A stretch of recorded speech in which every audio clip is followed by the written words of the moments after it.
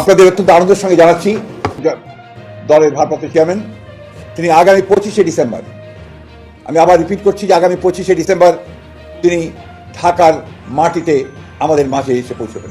অবশেষে সকল জল্পনা কল্পনার অবসান ঘটিয়ে তারেক রহমান বাংলাদেশে ফিরেছেন 25শে ডিসেম্বর, ঘোষণা বিএনপির।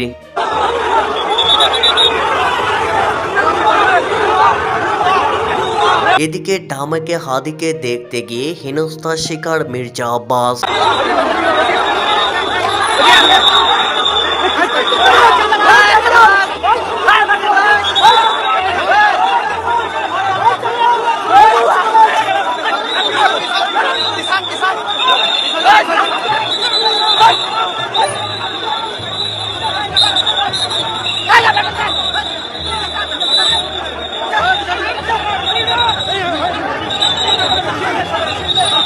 এদিকে গুলিবিদ্ধ ওসমান হাদির অবস্থা সংকটাপন্ন, বাঁচার সম্ভাবনা নেই বলে চলে।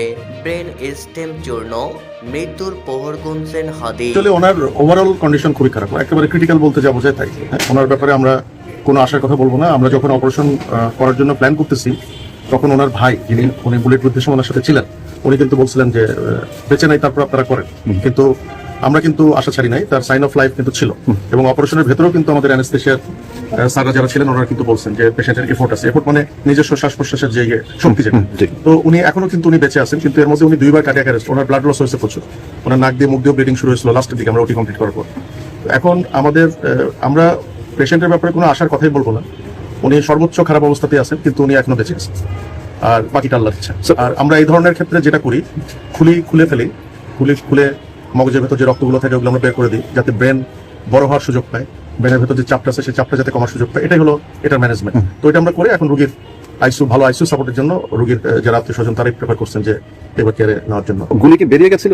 মোস্ট প্রবলি আমরা এত হারিনেসের মধ্যে, কারণ বুলেট যদি ভেতরে থেকেও যায়, ধরে নিলাম যে বুলেট ভেতরে মগজের ভেতরে আছে, ওটা একদম মগজের সেন্টার পয়েন্ট, ওখানে অ্যাপ্রোচ করার কোনো প্রয়োজন নাই, ওটা করা হয় না। মানে বেরিয়ে যায়, বুলেটটা বের হয়ে গেছে, কারণ বুলেটটা একদিক দিয়ে ছিদ্র হয়ে আরেক দিক দিয়ে হাঁটি ভেঙে বের হয়ে গেছে, সুতরাং ওটা বুলেটই বের হয়ে গেছে আমরা ধরে নিতে পারি। কিন্তু বুলেটের কিছু ফ্র্যাগমেন্ট ব্রেনের ভেতর থেকে গেছে, সেটা আমরা যখন অপারেশন করছি কিছু ফ্র্যাগমেন্ট আমরা পেয়েছি, ওগুলো আমরা সংরক্ষণ করছি, খুব ছোট ছোট ফ্র্যাগমেন্ট।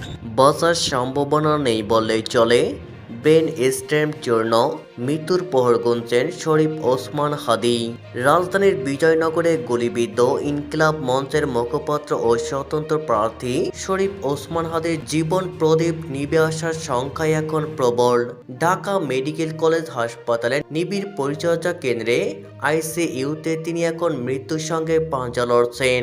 তার সিটি স্ক্যান রিপোর্ট বিশ্লেষণ করে চিকিৎসকরা যে তথ্য দিয়েছেন তা অত্যন্ত ভয়াবহ।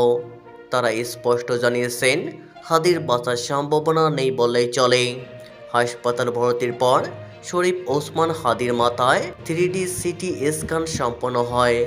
স্ক্যানের রিপোর্টে দেখা যায় গুলি করার কারণে তার মাথার পিছনে এবং কানের পিছনের হাড় ভেঙে চূর্ণ বিচ্ছিন্ন হয়ে মস্তিষ্কের ভিতরে ঢুকে গেছে। চিকিৎসকরা জানান আঘাতটি সরাসরি হাদির ব্রেন স্টেম এ লেগেছে। চিকিৎসা বিজ্ঞানে এই ব্রেন স্টেমকে বলা হয় মানবদেহের মেইন সোর্স। এটি মানুষের শ্বাস প্রশ্বাস, হৃদয় স্পন্দন ও রক্তচাপ নিয়ন্ত্রণ করে। সিটি স্ক্যানে দেখা গেছে হাড় ভেঙে ব্রেন স্টেম মারাত্মকভাবে জখম হয়েছে। চিকিৎসক দলের একজন সদস্য নাম প্রকাশ না করার শর্তে বলেন, ব্রেন স্টেম ইনজুরি মানে হলো শরীরের অটোমেটিক সিস্টেম বন্ধ হয়ে যাওয়া। এই ধরনের ইনজুরিতে রোগী সাধারণত ঘটনাস্থলে মারা যান অথবা লাইফ সাপোর্টে কিছুক্ষণ টিকে থাকেন। হাদির ক্ষেত্রে ইনজুরি এতটাই গভীর যে তার সারভাইভ করা বা ফিরে আসার চান্স ভেরি মিনিমাল। চিকিৎসকদের এমন নেতিবাচক পূর্বাভাসের খবরে হাসপাতালে শোকের ছায়া নেমে এসেছে। প্রচুর রক্তক্ষরণের কারণে তার শরীরে জরুরি ভিত্তিতে বি নেগেটিভ রক্তের প্রয়োজন হচ্ছে। হাসপাতালের করিডোর তার স্বজন ও অনুসারীদের আজাহারি থামছে না। পরিস্থিতি নিয়ন্ত্রণে এবং নিরাপত্তার জোরদারে ঢামেক এলাকায় সেনাবাহিনী মোতায়েন রয়েছে। অন্তর্বর্তী সরকারের প্রধান উপদেষ্টার নির্দেশে চিকিৎসকরা শেষ মুহূর্ত পর্যন্ত চেষ্টা চালিয়ে যাচ্ছেন। তবে বিজ্ঞানের দৃষ্টিতে হাদির ফিরে আসার পথ প্রায় বন্ধ। এদিকে সকল জল্পনা কল্পনার অবসান ঘটিয়ে অবশেষে তারেক রহমান বাংলাদেশে ফিরছে 25 ডিসেম্বর ঘোষণা বিএনপির। আগামী 25 ডিসেম্বর বাংলাদেশে আসছেন তারেক রহমান।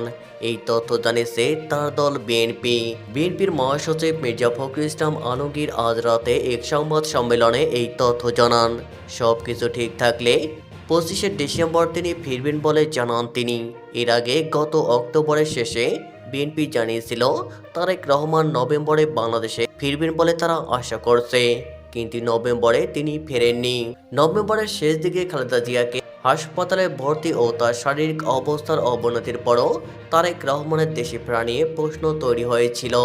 ওই সময় ফেসবুকে এক পোস্ট দিয়ে তারেক রহমান বলেছিলেন, মায়ের অসুস্থতার মধ্যেও তার দেশে ফেরার বিষয়ে সিদ্ধান্ত গ্রহণের সুযোগ অবধারিত ও একক নিয়ন্ত্রণাধীন নয়। কেন তিনি দেশে ফিরতে পারছিলেন না সে বিষয়ে তার বা তার দলের পক্ষ থেকে কোনো ব্যাখ্যাও দেওয়া হয়নি। যদিও ত্রয়োদশ সংসদ নির্বাচনের তফসিল হলে পরিস্থিতি যাই হোক তিনি দেশে ফিরবেন এমন আভাস দিয়েছিলেন বিএনপির নেতারা। বাংলাদেশে 2007 সালে জানুয়ারিতে ক্ষমতা নেওয়া সেনা সমর্থিত তত্ত্বাবধায়ক সরকারের সময়ে দুর্নীতির অভিযোগে আটক হয়ে 18 মাস কারাবাসে থাকার পর 2008 সালে 3রা সেপ্টেম্বর মুক্তি পেয়েছিলেন তারেক রহমান। এক সপ্তাহ পরে 11 সেপ্টেম্বর লন্ডনের উদ্দেশ্যে পরিবারের সদস্যদেরকে সাথে নিয়ে ঢাকা ছেড়েছিলেন তিনি। দীর্ঘ সময় ধরে বিএনপি নেতাদের অভিযোগ ছিল যে আওয়ামী লীগ সরকারের মিথ্যা মামলা ও বাধার কারণেই মিস্টার রহমান দেশে ফিরতে পারছেন না। কিন্তু 2024 সালের 5 আগস্ট শেখ হাসিনা সরকারের পতনের পর 15 মাস পেরিয়ে গেলেও তিনি দেশে ফিরছেন না কেন, এই প্রশ্ন ও কৌতূহল ক্রম জোরালো হচ্ছিল।